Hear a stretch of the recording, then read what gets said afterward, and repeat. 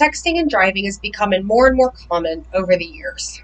Not only does this distract the driver, but it impairs their basic driving skills.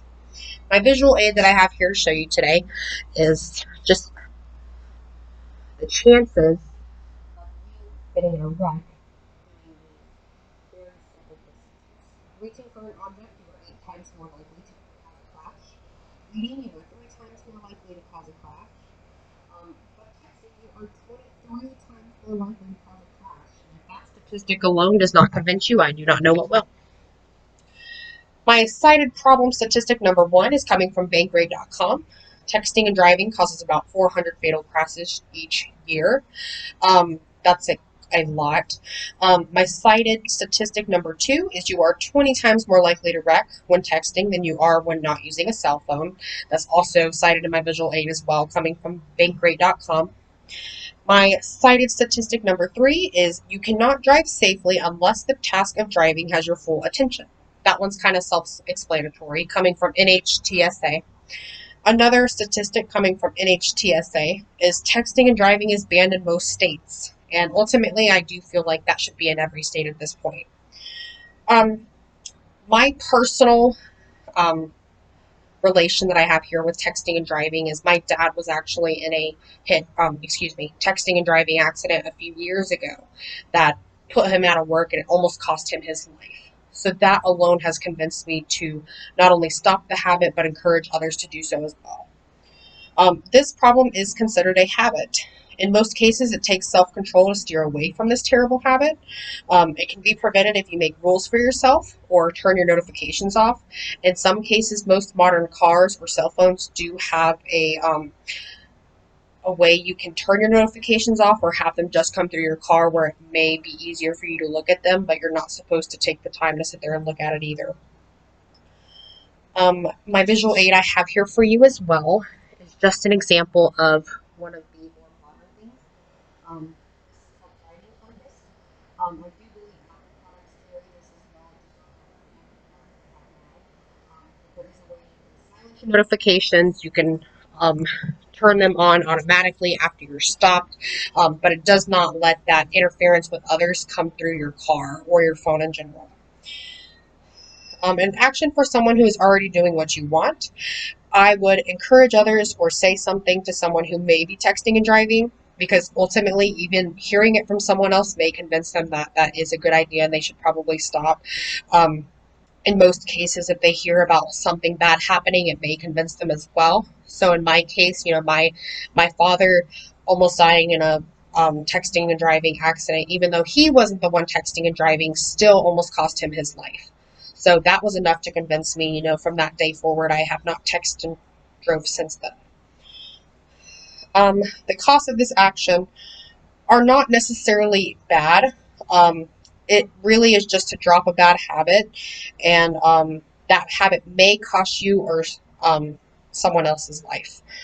The conveniences and details needed to actually do this action are: you are looking out for the safety of those you persuade overall. A strong opinion or point of view is needed when discussing with others.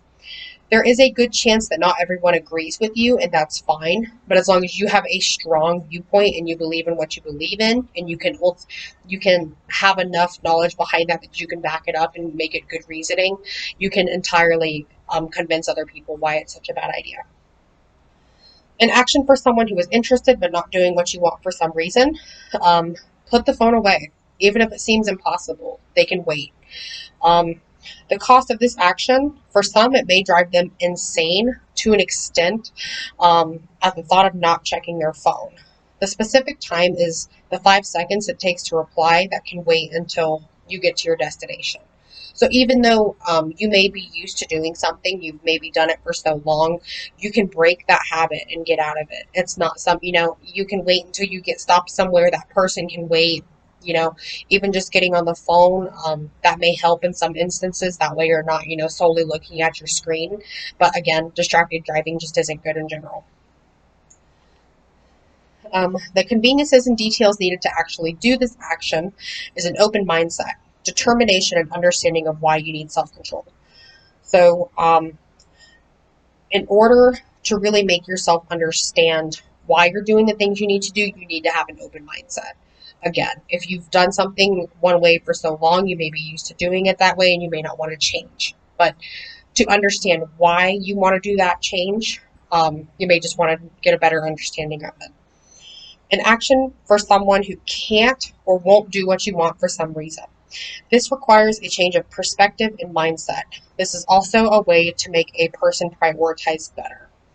The cost of this action is to change your mindset and to rearrange your priorities. So again, even if you're stuck doing doing something one way, you can change the way you're doing it. It does not have to be that way forever, especially if you're putting others or yourself in danger.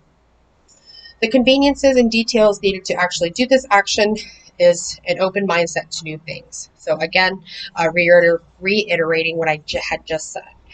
The next visual I have for you is Maslow's hierarchy. My visual aid. This is just a simple example of Maslow's hierarchy of our needs. Your basic needs are on the very bottom of the pyramid. Those are what most people require in their basic needs. Your next pyramid up is your psychological needs, and the very top is your self-fulfilling needs. This is just a basic example. There are many others as well, but that just kind of covers the basics. Um, the rewards towards texting and driving, if you don't text and drive, according to Bankrate, you can earn points that go towards incentives for not texting and driving. Can you imagine your life benefiting from extra cash just for being safe? In most cases, depending on your insurance, they do points, and at some point, those points accumulate to a point where they end up being used in money, whether that be taking points off of gas or other things like that. My next reward is you become distracted while texting and driving. You would gain safer driving skills and set a good example for others if you do not text and drive. My quote here, coming from Sharon Haidt, a mother of a texting while driving victim, is, "In a split second, you can ruin your future, injure or kill others, and tear a hole in the heart of everyone who loves you." That specifically stuck with me after, my dad's incident. My statistic here that I have is teens who text and drive spend about 10% of their time driving outside of their lane. That's coming from the NHTSA. That statistic alone is scary enough to, convince most people. My Maslow's need was met.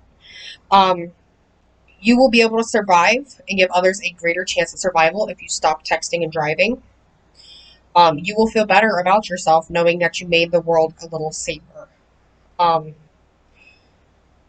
conclusion is, so I persuade you to stop texting and driving. Knowing this is common in my age group inspires me to spread the word and educate others on the dangers of texting and driving.